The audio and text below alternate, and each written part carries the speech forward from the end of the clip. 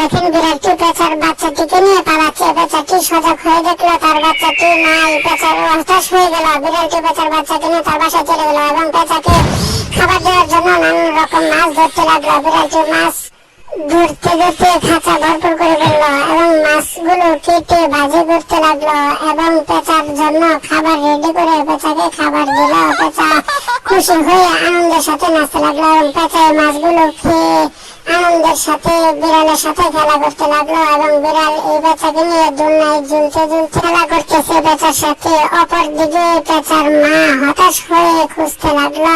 তারপর বিড়ালটি দেখে পেঁচাকে গুলি করতে লাগলো। পেঁচা এই সবগুলি মোকাবেলা করলো।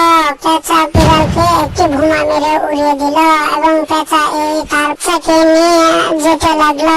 পেঁচা তার বাচ্চাকে নিয়ে উড়াল দিল। অপরদিকে বিড়াল বোমার পুড়ে ছাই হয়ে কান্না করতে লাগলো।